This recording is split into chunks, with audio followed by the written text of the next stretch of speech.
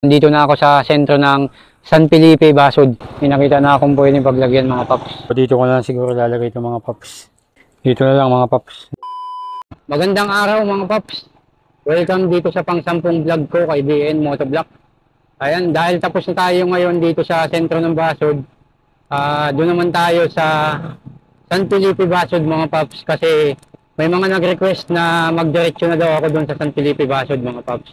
Kaya naman, papunta ako doon ngayon mga paps at samahan nyo ako mga paps. At yun, gusto ko lang din palang i-shoutout si Lumoy Tigas Vlog. Hindi ko siya na-shoutout kahapon, nakalimutan ko. Ayan, dyan ang bahay niya mga paps sa looban. Shoutout sa iyo Lumoy Tigas Vlog. At yun, gusto ko lang din palang i-shoutout ang John's Fruit and Vegetable mga paps. Yan sa Bagasbas Road, sa tapat ng St. Marta mga paps. Kung naghahanap pa yan ng mura at mga fresh na prutas at gulay, diyan lang kayo bumili mga paps sa John's Fruits and Vegetables. At gusto ko din palang i-shoutout yung mga nag-request mga paps. Ayan, shoutout sa mga nag-request dito sa San Felipe, Basud.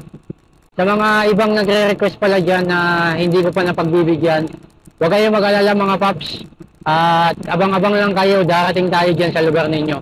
Kaya dapat nakapollow kayo sa page ko mga paps para kapag nag-upload ako ng mga video ay makita nyo mga paps. Dito na ako ngayon sa Pagsanghan, Basud. Shoutout po sa mga taga Pagsanghan, Basud, mga paps. 1 hour later. Nandito na ako ngayon sa sentro ng San Felipe, Basud. Ayan. Shoutout sa mga taga San Felipe. Ayan ang kanilang simbahan, mga paps. Oh.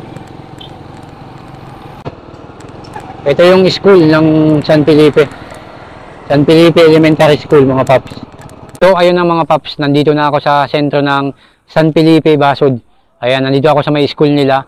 At siguro hindi ako mahirapan maghanap dito ng pwedeng paglagyan mga paps. Kasi kakaunti lang yung tao dito mga paps. At yun, samahan nyo ako mga paps at maghahanap na tayo ng pwede nating paglagyan dito. Let's go! Hindi ko alam mga paps kung saan ako maglalagay dito. Ang hirap din pala maglagay dito mga paps.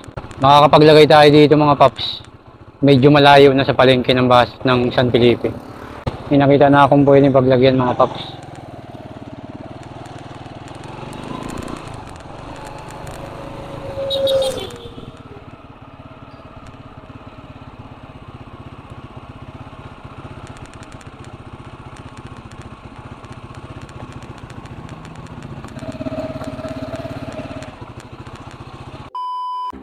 Ito mga paps yung ano natin, yung itatago natin dito.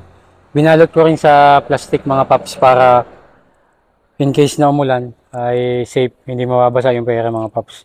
So dito ko na lang siguro lalagay itong mga paps sa may gate. Ayan, dito na lang mga paps, didikit ko dito. Ayan yung mga paps oh. Ayan, sa mga taga San Felipe alam nyo to mga paps, sigurado. Dito lang yan sa loob ng Barangay Hall, covered court. So ayun mga paps, good luck sa mga maghahanap at congratulations sa makakakuha. Ayun mga paps. Huwag nyo kalimutan mga paps, mag-like, comment and share mga paps. At syempre sa mga hindi pa nakapollow dyan sa akin, ipollow nyo na ako mga paps. Let's go! Peace out!